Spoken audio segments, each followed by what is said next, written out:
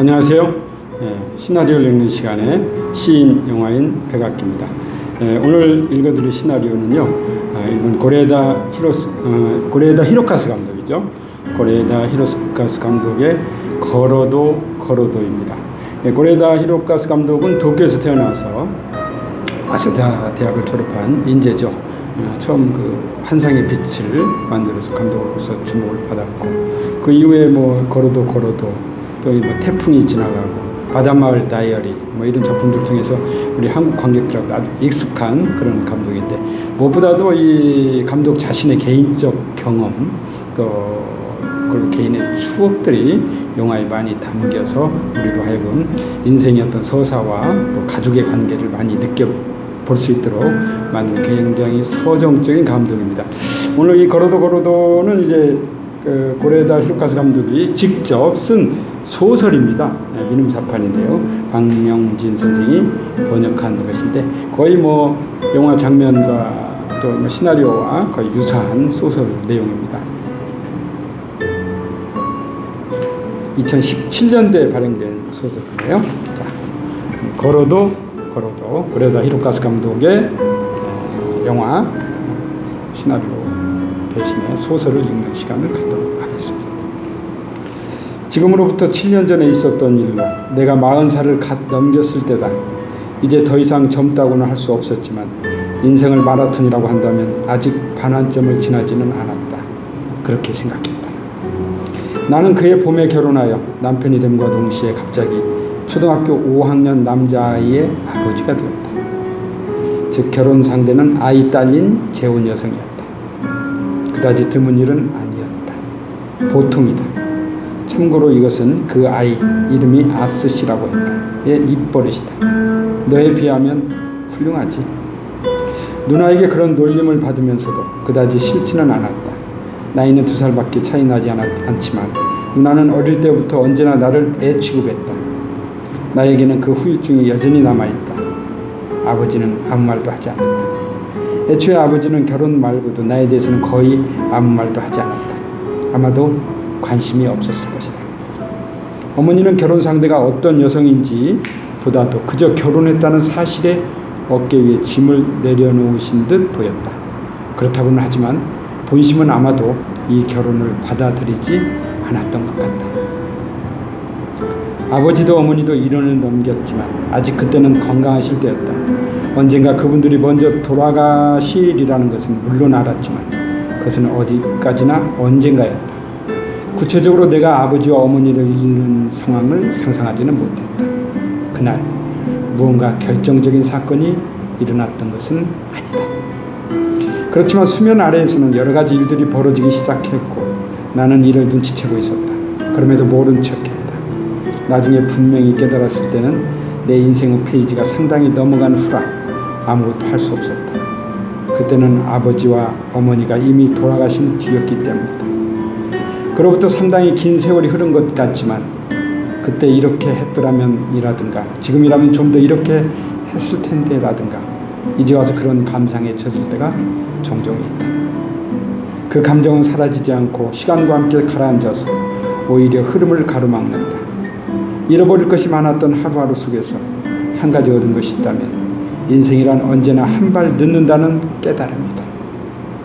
체념과도 비슷한 교훈일지도 모른다. 역시 막차 타고 돌아가는 게 좋지 않을까? 8시에만 거기서 나오면 충분할 텐데. 토요일 오전에 한산한 전차에 흔들리며 나는 휴대전화에 표시된 전차 환승 안내를 유까리에게 보였다. 벌써 자고 간다고 말씀드렸잖아요. 갈아입을 옷도 가져왔는데. 그녀가 무릎 위에 올려놓은 가방을 퉁명스럽게 두드렸다. 아서씨는 우리 둘 사이에 앉아서 아까부터 오락에 열중이다. 오늘은 하얀색 반팔 셔츠에 검은색 칠부 바지를 입고 검은색 가죽 구두를 맞춰 신었다. 어젯밤 유까리가 이래저래 고민한 끝에 고른 나들이 옷이다. 어제 오후에 어머니에게서 전화가 왔을 때 나는 무심결에 자고 갈게요 라고 말해버렸다. 어머 그럴래? 어머니가 수화기에 대고 상기된 목소리로 대답했다. 그 목소리를 듣고서 이럴 줄 알았으면 당일치기라고 할 걸 그랬다. 아차 싶었다. 그러나 눈치 빠른 핑계를 대지 못하고 그대로 전화를 끊고 말았다. 상황에 휩쓸리고 나서야 후회하는 것은 나의 나쁜 습관이었다. 신학가와역에서 탄 개인 급행열차가 역을 하나씩 지나갈 때마다 후회는 커져만 갔다. 창밖으로 흘러가는 빌딩의 유리창에 하얀 구름과 푸른 하늘이 네모지게 비친다. 9월에 들어섰다고는 하지만 늦더위는 여전해서 오늘도 오전부터 30도를 넘긴다고 한다. 아침 뉴스에서 그랬다. 버스 정류장에서 집까지 가는 오르막길을 걸어 올라갈 것이 큰일이다. 구리야마 해안가에서 가까운 본가에서는 아무리 더워도 좀처럼 에어컨을 켜는 일이 없다. 등에 땀이 살짝 나는 것이 오히려 몸에는 더 좋다. 아버지의 철학에 떠밀려 가족 모두가 그 건강법을 실천했다.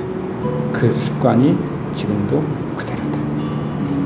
더운 게 너무나 싫은 나는 그 이유만으로도 본가에 가는데 본가에 가는 발길을 멀리했다. 최근에는 1년에 한 번인 설날에조차 이런저런 핑계를 대면서 어떻게든 내려가지 않으려고 했다. 우리가 탄 차량이 상행선 급행열차와 스쳐 지나가며 요란하게 삐걱거렸다. 뭐 그냥 학부모 회의가 갑자기 잡혔다든가 내가 되는 대로 내뱉는 말을 육가리가 손가락을 들어 천천히 자신을 가리키며 나더러 어떻게 해보라는 거야? 라는 듯한 어이없는 표정을 보였다. 안 될까? 내가 또 매달리는 눈빛을 했나 보다. 육가리는 한숨을 크게 내쉬었다. 당신은 번번이 이런 식으로 떠넘긴다니까. 분명 이 일에 씨를 뿌린 것은 나였기 때문에 자업자득인 것은 안다. 다만 핑계거리는 굳이 내가 아니어도 상관없다. 여차하면 아스씨가 아프다고라도 핑계를 대볼 생각했다. 열차가 강을 두세 개 건너자 창밖으로 들어서 있던 빌딩 숲은 모두 사라지고 넓은 하늘이 펼쳐졌다. 유원지라도 가는 걸까? 반대편 좌석에 한 가족이 앉아있다. 남자아이 둘이 엄마의 가방을 뒤지더니 안에서 주먹밥을 끄집어낸다. 편의점에서 파는 것이다. 아마도 아침 식사를 걸렀는지 두 형제가 주먹밥을 서로 빼앗아 먹으려고 다툰다. 아직 20대 후반으로밖에 보이지 않는 아빠는 아이들의 소란에도 아랑곳하지 않고 스포츠 신문을 펼쳐들었다. 거기에는 베테랑 프로야구 선수의 은퇴 소식이 실려있다. 아마도 그와 같은 나이뻘일 것이다. 나는 무심코 표제를 눈으로 읽었다. 고시엔으로 활약하던 그의 모습을 텔레비전으로 보면서 흥분하던 때가 바로 어제처럼 느껴진다. 집에 가봐야 할 얘기도 없는데 말이야. 아버지는 아직도 내가 프로야구나 좋아하는 줄 안다니까. 프로야구라는 말에 아스씨가 오락을 하다 말고 처음으로 고개를 들었다. 료짱, 야구 좋아해? 그 말 속에는 야구 따위를 좋아하느냐는 놀람과 무시가 뒤섞인 기운이 느껴졌다. 옛날에, 아주 옛날에 말이야. 나는 당황해서 스스로 윤영기를 부정하던 말을 덧붙였다. 아스씨는 혼잣말하고는 곧이어 다시 오락에 빠져들었다. 요즘 세대 남자아이들에게 스포츠라고 한다면 축구 아니면 농구다. 아스씨도 올 봄부터 지역 농구팀에 다닌다. 재밌어? 라고 물으면 아스씨는 언제나 보통이야? 라고 대꾸해서 그때마다 육가리에게 꾸중을 듣는다. 아스씨 반에는 야구 같은 건 한 번도 해본 적 없는 아이들이 많다고 한다. 그러고 보면 동네에서 캐치볼을 하는 아이들 모습도 요즘에는 좀처럼 보기 어려워졌다. 내 어릴 적 사진을 보면 반에서 남자아이들 대부분이 야구 모자를 쓰고 있건만 잘 모르는 것 같아서 말해두는데 훨씬 긴장되는 건 내 쪽이라고요. 육가리는 아스씨의 흐트러진 머리를 고쳐주며 말했다. 알아요. 알고 있습니다요. 그도 그럴 것이다. 육가리는 신부모가 기다리는 시댁에 아들의 결혼 상대자로서 인사를 드리러 가는 것이다. 게다가 그녀는 돌싱인데 나는 초혼이다. 긴장하는 것이 당연하다. 그래서 무리하지 않아도 되라고 나는 몇 번이나 말렸지만 그래도 그러는 건 아니죠 라며 그녀가 먼저 가겠다고 말했던 것이다. 나는 그래서 내가 말했잖아 라고 말하려다가 말았다.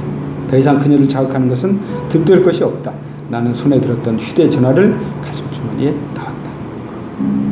아직 도쿄돔이 만들어지기 전 고쿠라쿠엔 구장에 아버지와 형 셋이서 야구 시합을 보러 갔던 것은 아마도 내가 초등학교 4학년 때였을 것이다.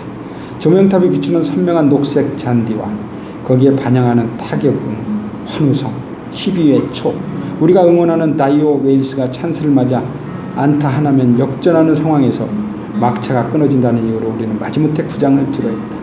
떨어지지 않는 발걸음을 간신히 옮기며 출구를 나간 순간 경쾌한 타격음과 함께 큰 함성이 터져나오고 우리는 서로 얼굴을 마주봤다. 돌아가려던 관중들의 파도가 일시에 역류했다. 아버지는 아무 말 없이 뒤돌아서더니 인파를 밀어내며 순식간에 구장으로 되돌아왔다. 형과 나는 손을 맞잡고 아버지 뒤를 필사적으로 뒤따랐다. 결국 그날은 구리야마 집까지 택시를 타고 돌아가야만 했다.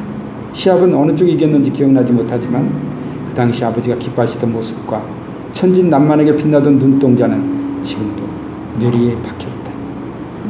평소 환자나 가족 앞에 보여온 위험 있는 선생님의 표정과는 전혀 다른 사람이었기 때문이다. 그것은 벌써 30년도 전의 이야기다. 그런데도 아버지는 어색한 침묵이 우리 둘 사이에 흐를 때는 아직도 야구 이야기를 끄집어냈다. 올해 베이스타는 어떠려나? 몰라요, 그런 거. 야구 따위 이젠 관심도 없어. 이렇게 말해버리는 편이 서로 편했을지 모른다. 그러나 그러지 못했다. 어떻게 될까요?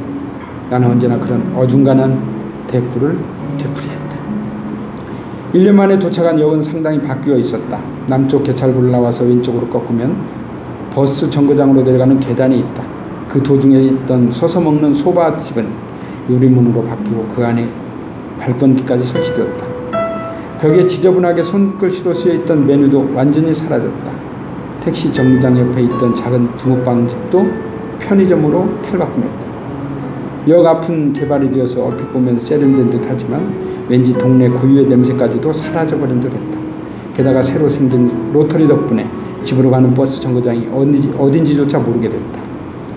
역산 과일 가게에서 산 수박을 들고서 이쪽 저쪽으로 우왕좌왕하다가 간신히 정거장을 찾았을 때는 세 사람 모두 땀투성이었다. 우리는 버스 출발 시간만 확인하고서 찻집으로 들어가기로 했다. 그것도 내가 고등학생이었던 시절에는 밍밍한 까레라든가 질척질척거리는 나폴리탄이나 내오던 꾀지지한 가게였다. 지금은 모양새 많은 패밀리 레스토랑으로 바뀌어서 드링크 바도 갖추고 있다. 그 앞에서 아스씨가 아까부터 컵을 입에 불고 고민 중이다. 그런 모습을 보고 있으면 어디에나 있을 법한 10살짜리 보통 남자아이였다. 형님께 꼭 물어봐요. 반대편 좌석에 앉아서 빨대 껍질로 매듭을 만들던 육가리가 어젯밤 이야기를 다시 꺼냈다. 나는 짐짓 응 하며 얼굴을 들어 그녀를 바라봤다. 이사하는 거 말이에요. 나는 알면서도 그거? 라며 이제 생각난 듯 대꾸했다. 아버님 일도 그렇고 같이 의논해야 하는 거 아니에요? 그 정도는 누나가 알아서 하겠지. 나는 무심하게 내뱉듯이 말했다. 그런 일은 우리와 관계없는 이야기다. 누나네 가족은 지금 남편 회사가 미카타에 마련해준 사택에 산다. 두 아이가 자라면서 집이 비좁아진 탓에 이제는 쓰지 않는 본가의 아버지 진찰실을 허물고 두세대 주택으로 바꾸려는 거다. 누나는 그렇게 계획하고 있다. 남편인 노부오는 대를 이은 양자도 아닌 데다 셋째 아들, 고향인 후쿠시마에 계신 부모를 부양할 의무도 없다. 아마 누나는 이 계획이 실현되어 본가에 들어가게 되면 아이들은 어머니에게 맡기고 테니스다, 여행이다, 젊은 시절에 그랬던 것처럼 놀러나 다닐 것이다. 나는 이제 와서 돌아갈 생각도 없고 누나가 돌봐드린다면 나야 편하지. 이것이 솔직한 나의 기분이었다. 아버지와 어머니로부터 해방돼서 그 집에서도 벗어날 수만 있다면 땅이든 집 정도는 누나에게 넘겨줘도 별로 아깝지 않았다. 그렇게는 안 되죠. 어쨌든 당신은 장남이잖아요. 차남이거든. 누가 모른댔나? 라는 듯 육가리는 넌더리가 난다는 표정을 지어보였다. 육가리는 재산을 누나에게 빼앗기기 아까워서 그런 말을 하는 것이 아니었다. 가족의 일원이면서 집안 문제에 무책임한 태도를 보이는 나를 탓하는 것이다. 따질 필요도 없이 맞는 말이다. 나 같은 사람에게는 솔직히 그녀의 저런 정의감이 성가실 때가 있다. 차라리 집의 절반은 당신에게 권리가 있다라고 말해주는 편이 마음 편하겠다. 이제 와서 내가 이번 이사 문제에 끼어들어 봐야 오히려 문제만 복잡해진다. 이 일은 맡겨두면 된다. 성격이 똑부러진 누나는 분명 어머니를 득여 없고 알아서 잘할 것이다. 나는 커피를 한 모금 마셨다. 시기만 하고 쌉쌀한 맛이 없는 옛날과도 똑같이 맛없는 커피였다. 야스씨가 드링크 바에서 돌아와 육가리 옆에 앉았다. 찰랑거리며 가득 채운 컵을 쏟지 않도록 신중히 탁자 위에 놓는다. 콜라치고는 색깔이었다. 뭐니 그게? 라며 육간이가 미간을 찌푸리며 물었다. 콜라하고 진저에일 믹스. 아스씨가 자랑하듯 말했다. 리필도 되는데 따로따로 마시면 되잖아. 육가리는 얼굴을 찌푸리며 궁상맞게 시리하고 작게 중얼거리고는 손주머니를 들고 일어섰다. 땀으로 지워진 화장을 고치러 가는 것이리라. 탁자에는 나와 아스씨 둘만 남겨졌다. 갑자기 가게한 음악이 커졌다. 아니, 그런 기분이 들었을 뿐인지 모르겠다. 전차 안에서 본 것 같은 아이 동반의 가족 몇 팀이 가게 안에서 이른 점심을 먹는다. 가운데 탁자에는 5살 정도의 남자아이가 초콜릿 파르페를 먹는다. 크림 위에 올린 체리를 엄마가 먹으려고 하자 썽을 내며 도로 빼앗는다. 먹지도 않을 거면서 라고 엄마가 불평한다. 남자아이는 그런 엄마를 약올리듯 체리를 옆으로 감추고는 바닐라 아이스크림에 스푼을 꽂는다.